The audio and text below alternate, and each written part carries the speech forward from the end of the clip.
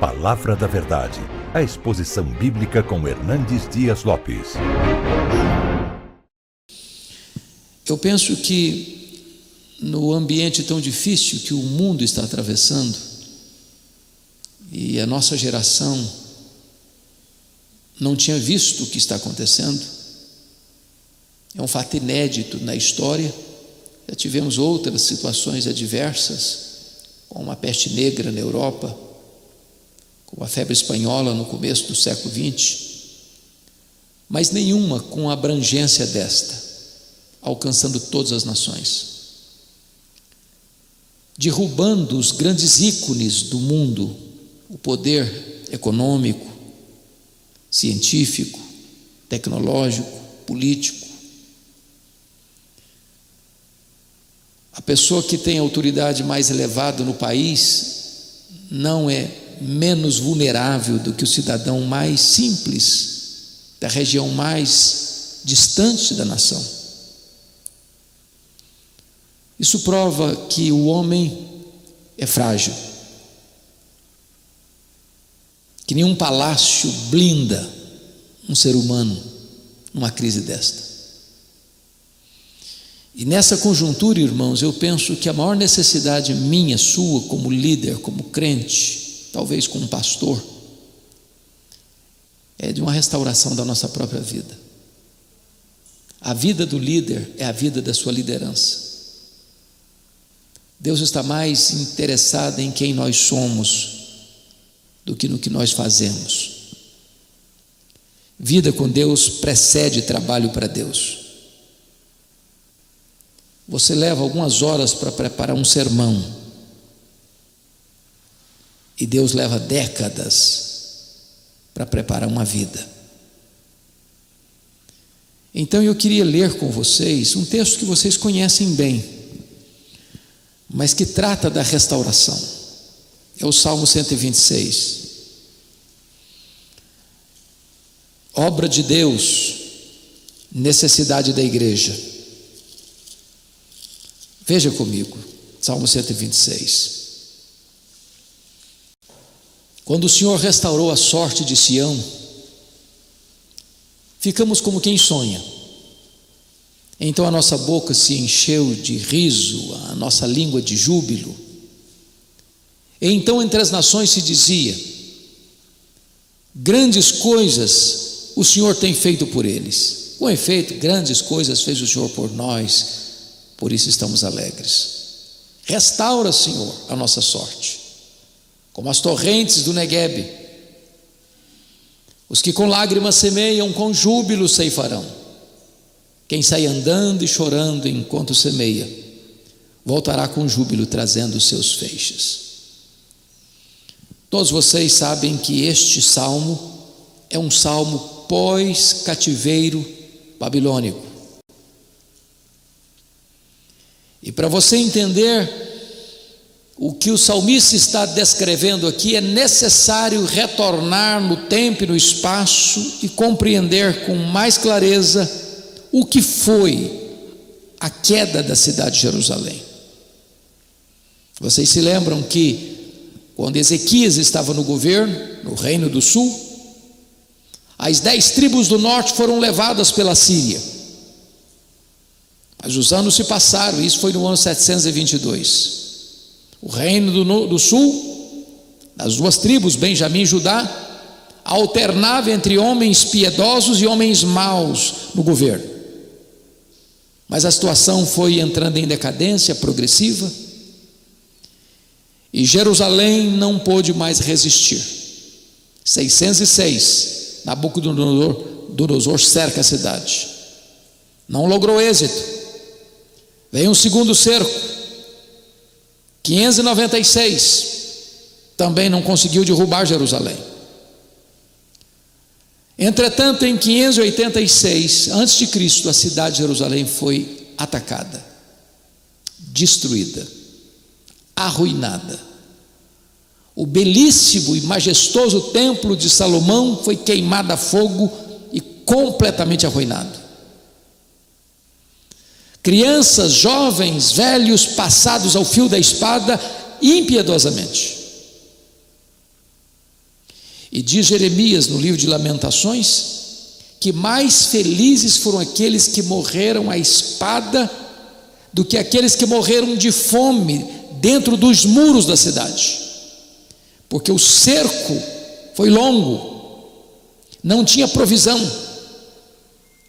A situação foi tão terrível que as mães comiam os corpos de seus filhos que morriam.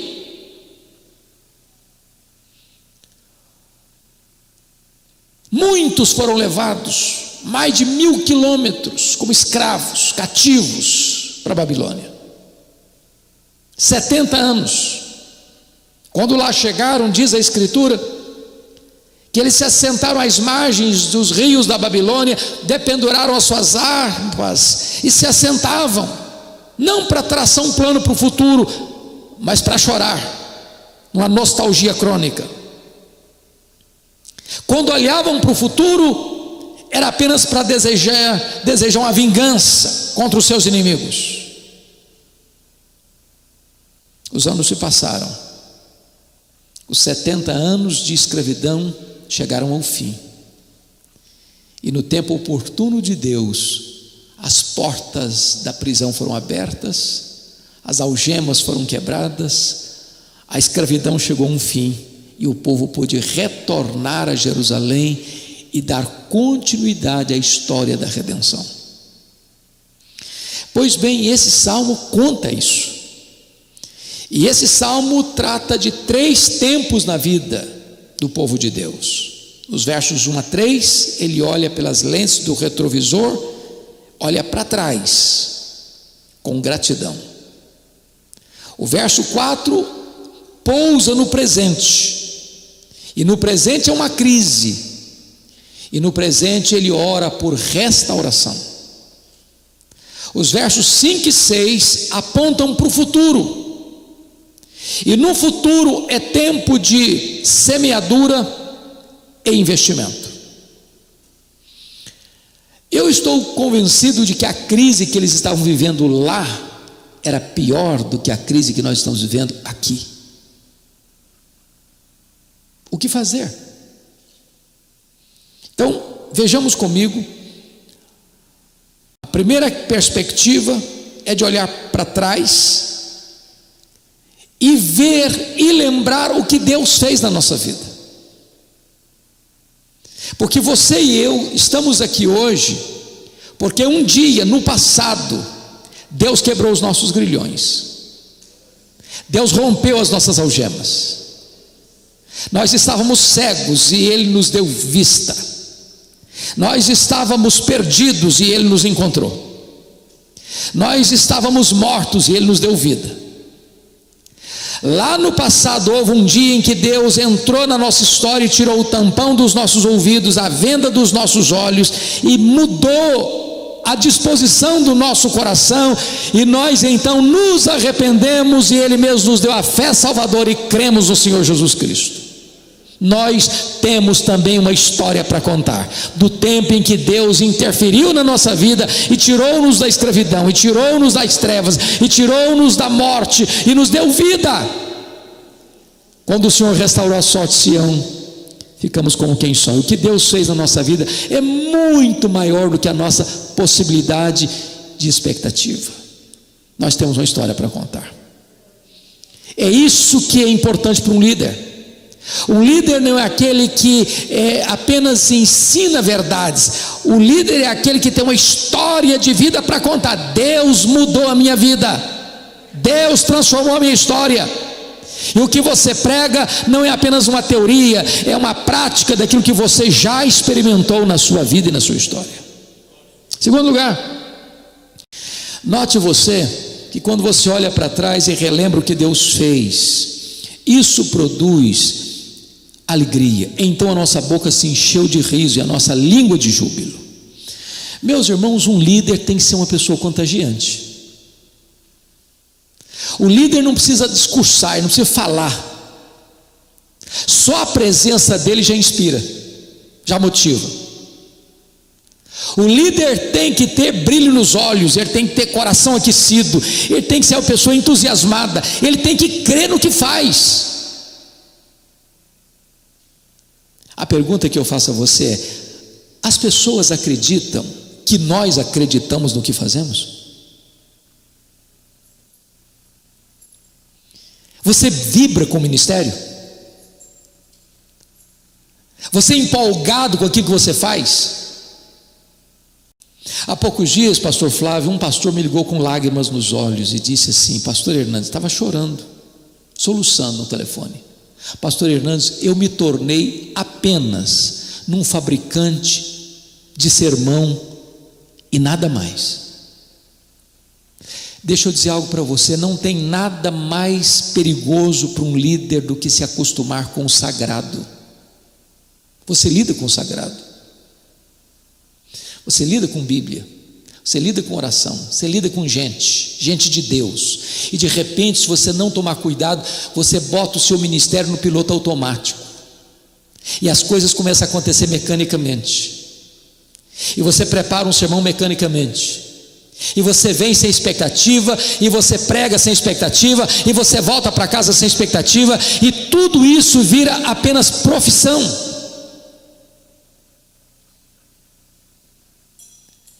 É necessário que o seu coração comece a palpitar de novo. Você tem que ser uma pessoa em chamas, ardendo para Deus. E John Wesley dizia o seguinte: ponha fogo no seu sermão, ou põe o seu sermão no fogo. Se o seu coração não arder, se você não for um graveto seco a pegar fogo, não vai pegar fogo na lenha verde. Esta alegria precisa ser contagiante. E a Bíblia diz que a alegria do Senhor é a nossa força. Estamos vivendo uma pandemia, é verdade, mas a alegria de Deus precisa ser maior do que a angústia dessa pandemia. Meus irmãos, as estatísticas estão provando o seguinte: quem não está morrendo de Covid está ficando doente emocionalmente. Cresce a ansiedade, cresce a síndrome de pânico, cresce a depressão, cresce a violência doméstica, cresce o índice de suicídio, cresce a questão da bebida alcoólica no Brasil, e as pessoas estão desesperadas. Mas você tem uma alegria que não é da terra, é do céu, é a alegria de Deus, e essa alegria precisa contagiar as pessoas nesse tempo de crise.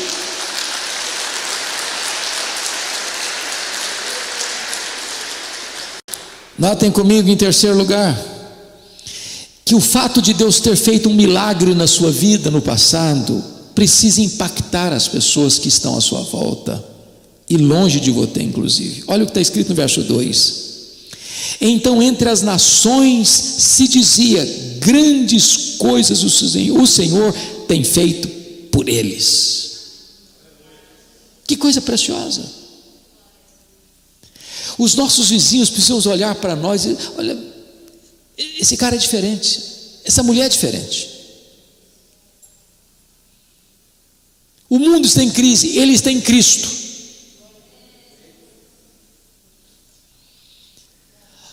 A nossa vida precisa impactar o mundo, irmãos. A nossa história precisa causar espanto no mundo. Talvez não tenha maior tragédia para a igreja do que, na palavra de Paulo, ela se conformar com este século, ela ser amiga do mundo, ela amar as coisas que há no mundo, para depois ser julgada com o mundo. A presença da igreja precisa impactar o mundo. Mas em quarto lugar, o que Deus fez na nossa vida precisa ser motivo de constante reconhecimento da bondade de Deus. Olha o verso 3 comigo, por gentileza. Com efeito, grandes coisas fez o Senhor por nós, por isso estamos alegres. Meus irmãos, tem crente murmurando, tem crente de crista baixa, tem crente que parece que ele nem tem um nome escrito no livro da vida. Meu amado irmão, você e eu cremos numa mesma verdade: Deus está no trono e o Cordeiro está com o livro da história nas mãos. Você e eu cremos nessa verdade. Se vivemos para o Senhor, vivemos. Se morremos para o Senhor, morremos. Quer pois vivamos, quer pois morramos, nós somos do Senhor. Você e eu acreditamos nisso. Nem a morte, nem a vida, nem anjos, nem principados, nem poderes, nem altura, nem profundidade, nem qualquer outra criatura poderá nos separar do amor de Deus que está em Cristo Jesus, nosso Senhor. Então é hora de nós termos esta força da graça, não humana, divina, para nós impactarmos este mundo que está perdido, confuso, perplexo, desesperado. Bom, então vamos olhar para trás com gratidão.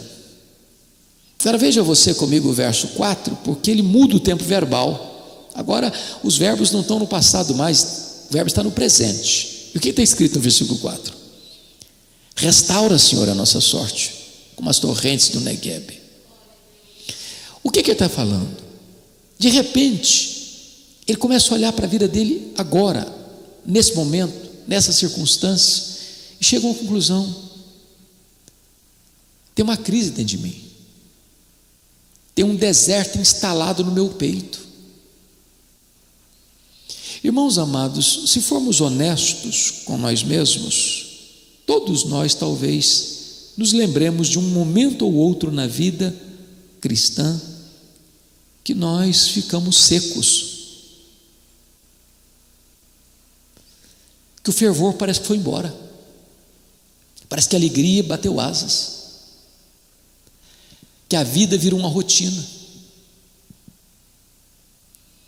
É por isso que, à luz da Bíblia, note isso, a vida cristã é feita de recomeços, recomeços, recomeços, recomeços.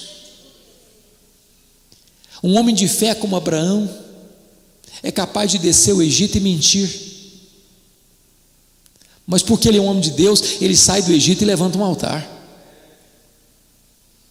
Então, se o seu coração está seco, isso não significa que você não é de Deus, isso significa que você precisa de restauração.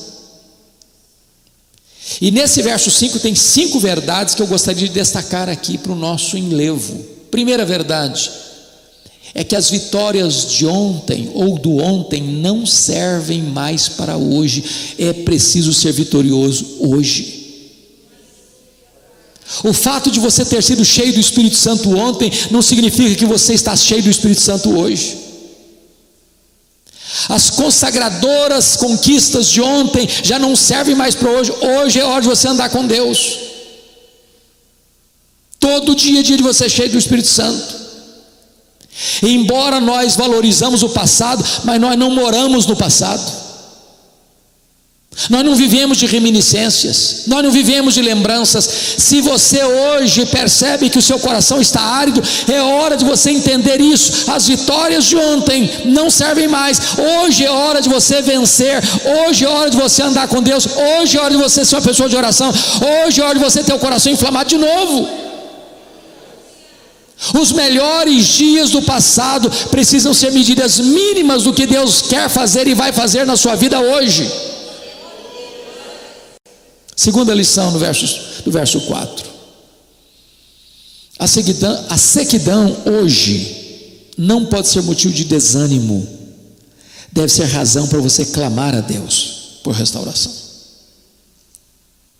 Se você ficar desanimado, bom, está difícil, eu estou com medo de perder meu emprego, o empresário está tendo uma queda financeira violenta, o comerciante está tendo um prejuízo enorme, alguns nem vão mais conseguir abrir as suas portas. Às vezes alguém que está trabalhando numa empresa já há tantos anos, com tanta garantia e solidez, está perdendo o emprego, a recessão vai chegar, o desemprego virá, as lutas virão, e etc e tal, e você está angustiado. Meu irmão, não se renda, não se capture, não jogue a toalha. É hora de você clamar por restauração. Restaura, Senhor. Restaura, Senhor. E quem restaura é Deus. Eu não restauro a mim mesmo, eu não limpo a mim mesmo, eu não renovo a mim mesmo, eu não reavivo a mim mesmo, eu não posso mudar a minha própria pele, como diz a Escritura, não pode o leopardo mudar a sua pele, não pode um etíope mudar a cor da sua pele, mas Deus pode mudar a minha vida, Deus pode me levantar, Deus pode me erguer, Deus pode trazer brilho de novo, Deus pode aquecer de novo meu coração, Deus pode me levar de volta ao primeiro amor. Clame, Senhor. Clame ao Senhor. Terceiro lugar, esse versículo está nos ensinando que a restauração é obra soberana de Deus. Restaura, Senhor. Quem restaura é Deus.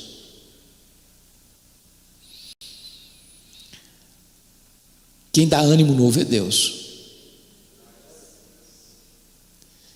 Quem tira essa sequidão do peito, da alma, é Deus.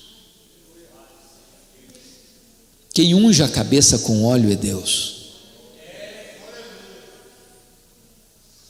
Quem traz brilho nos olhos é Deus.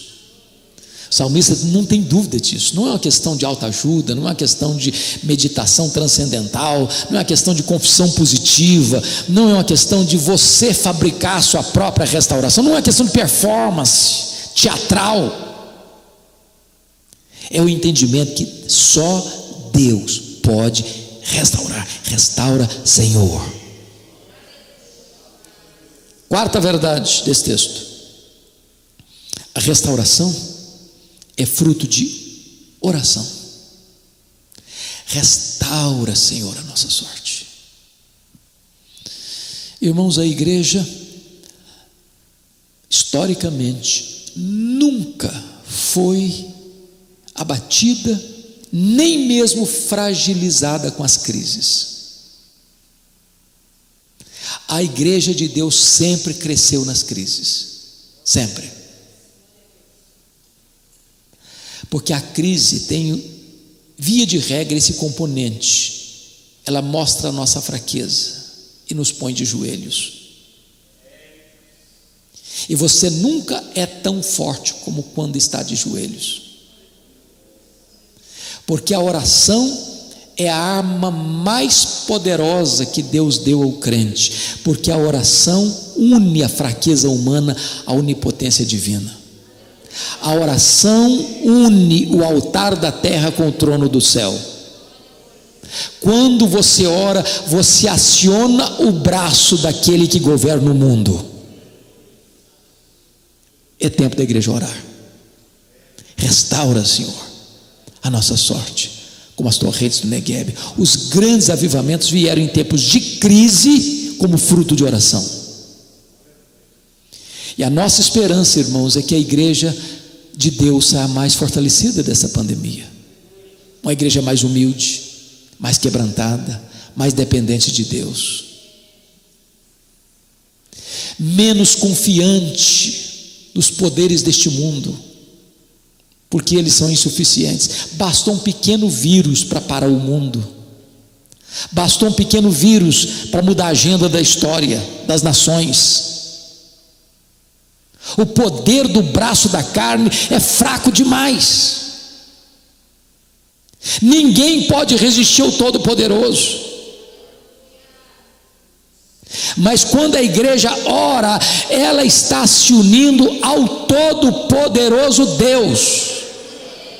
Então a igreja precisa orar e dizer: restaura, Senhor, a nossa sorte. Mas em quinto lugar, podemos aprender, olhando para o presente, para esse versículo 4, tirando uma quinta lição: a restauração é um milagre extraordinário de Deus. Veja o verso 4 como ele termina: restaura, Senhor, a nossa sorte como as torrentes do Negueb. Todos vocês devem saber que o Negueb é o maior deserto da Judéia. A região sul de Israel, que é a Judéia, é praticamente toda deserta. Mas não é aquele deserto plano, de areias finas como trigo. É um deserto de montanhas altaneiras, rochedos, pedregulhos, vales profundos, região inóspita. Mas quando você caminha pela Judéia, pelos montes empinados aos céus, você vê um fenômeno muito curioso da natureza. Você vai andando, viajando, e você percebe que é uma espécie de uma vala, um rego, por onde passou água, como se fosse um rio seco. E já vi esse fenômeno acontecer, de repente você está viajando em período mais invernal. Vi isso várias vezes no período de janeiro que estive lá. De repente, como que enxurradas, correntes caudalosas precipitando das montanhas, descendo e rasgando as entranhas do deserto, e por onde essas águas passam, tudo floresce, tudo frutifica, e tornam-se oásis, que chamam de vadis. O salmista, que conhecia tão bem essa geografia, lembra-se desse cenário e ora: restaura, Senhor, a nossa sorte, como as torrentes do Negueb. O que ele está dizendo? Deus, meu coração está seco igual um deserto. Assim como o Senhor faz lá no Negueb, Senhor, manda a chuva do teu Espírito, manda as torrentes do teu Espírito, para que esta areia escaldante, esbraseante, comece, Senhor, a receber fluxo de vida, e tudo volte a florescer e a frutificar na minha vida. Restaura, Senhor, a minha sorte, como as torrentes do Negueb. Oh, amado irmão, em nome de Jesus, Deus pode trazer um reavivamento para o seu coração. Você que tem vivido uma vida seca, árida, talvez insossa, talvez apática, talvez infrutífera, você pode reverdecer, você pode frutificar. As águas abundantes do Espírito Santo podem jorrar na sua vida, torrentes do céu podem entrar no veio da sua história, e tudo mudar, e tudo florescer, e tudo frutificar.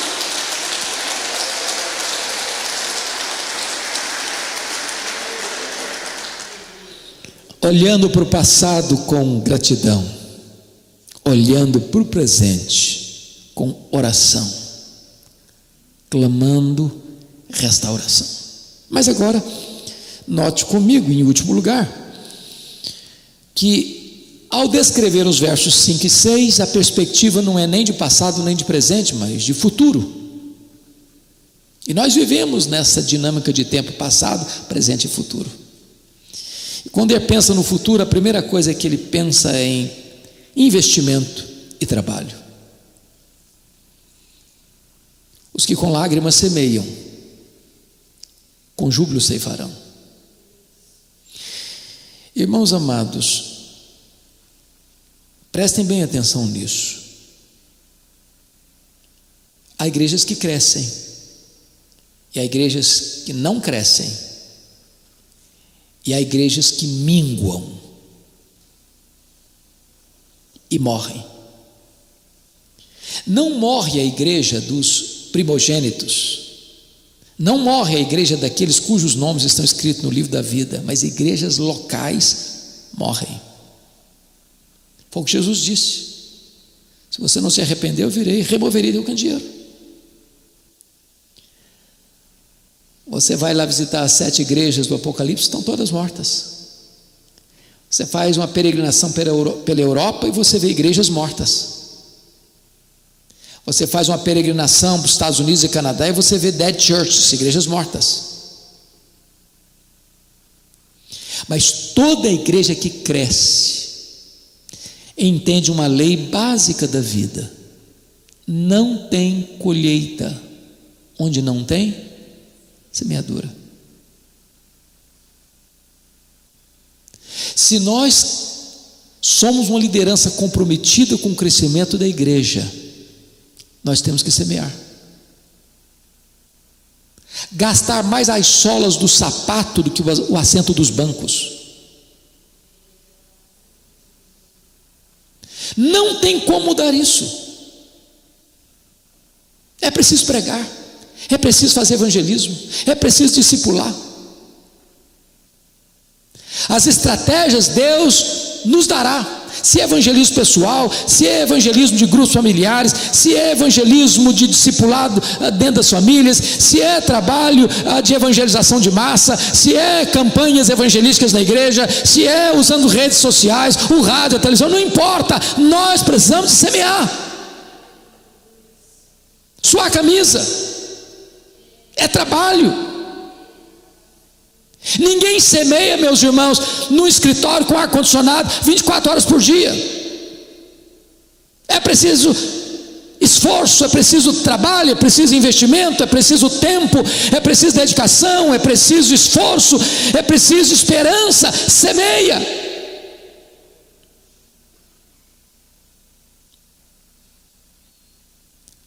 Nós estamos vivendo uma época no Brasil onde muitas vezes a formação teológica dos pastores e líderes tem muito a ver com academia e muito pouco com o coração. Tratamos demais da cabeça e talvez pouco demais do coração. Damos muita informação, mas não plantamos paixão.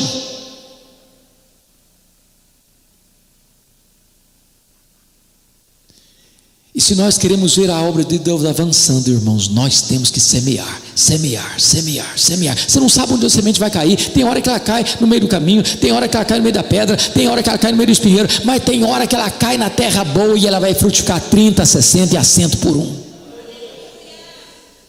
Então comece, irmão, a planejar para você ser mais ousado, para pregar, para ensinar, para evangelizar, ou seja de casa em casa, ou seja em grupos familiares, ou seja no seu condomínio. Faça alguma coisa, pense alguma coisa, tenha criatividade, pense em como Deus pode usar a sua vida nesta área do ensino e da pregação, porque a palavra de Deus é viva, a palavra de Deus é poderosa, ela não volta vazia, ela vai trazer seus frutos.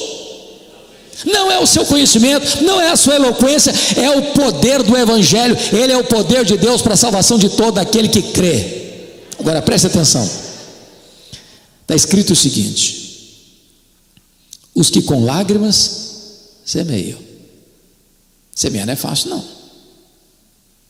Você vai encontrar todas as resistências. Quando o semeador saiu a semear, ele enfrentou a resistência dos homens que pisaram a semente. Ele enfrentou a resistência das aves que comeram a semente. Ele enfrentou a resistência dos espinhos que sufocaram a semente. Eles enfrentaram a resistência das pedras que feriram a semente. Eles enfrentaram a resistência dos demônios que arrebatam a semente. Deus não chamou você líder, você passou por uma vida fácil. Se você quer vida fácil, abandone o ministério. Deus chamou você para ser um semeador. Você vai enfrentar resistência? Vai, mas esta palavra que você está semeando tem vida em si mesma, ela é poderosa. Poderosa. Apesar de toda a resistência, ela produzirá a 30, a 60 e a 100 por um.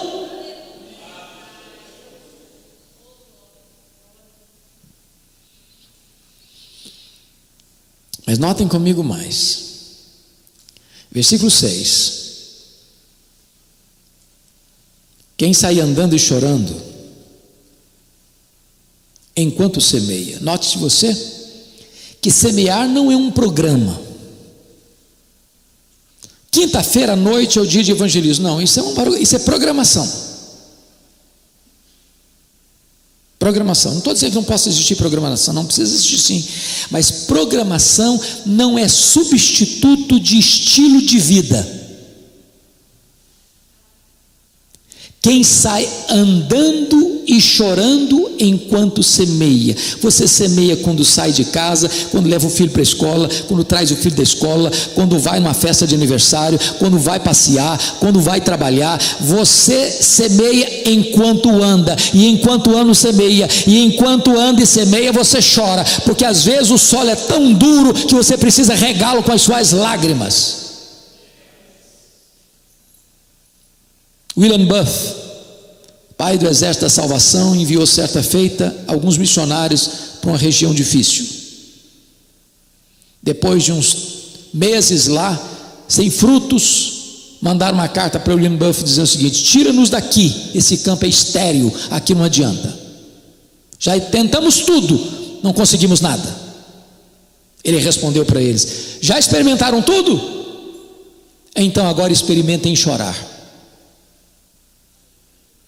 O grande problema é que hoje às vezes nós evangelizamos com o coração árido demais e com os olhos enxutos demais. Talvez precisaríamos aprender o evangelismo das lágrimas. Quem sai andando e chorando enquanto semeia. Semeia ainda que com lágrimas.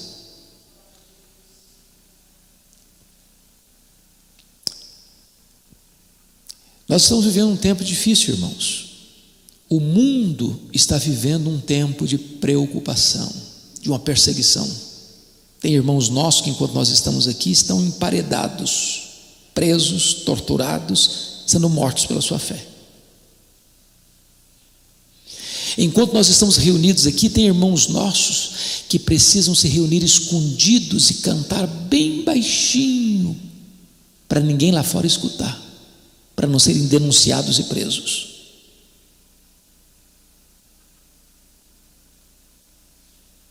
O cerco está apertando. Já vivemos no Brasil uma cristofobia. E nós precisamos nos preparar para semear, se preciso, com lágrimas, mas nunca encolher as mãos de semear.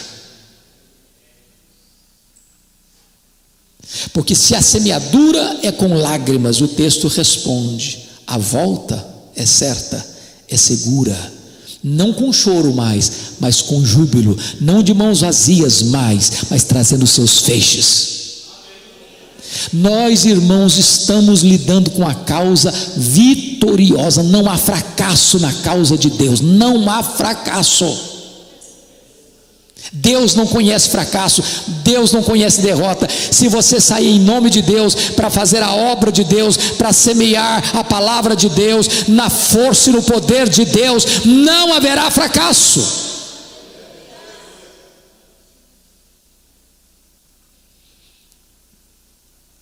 A minha oração é que Deus inflame o nosso coração e restaure a nossa sorte.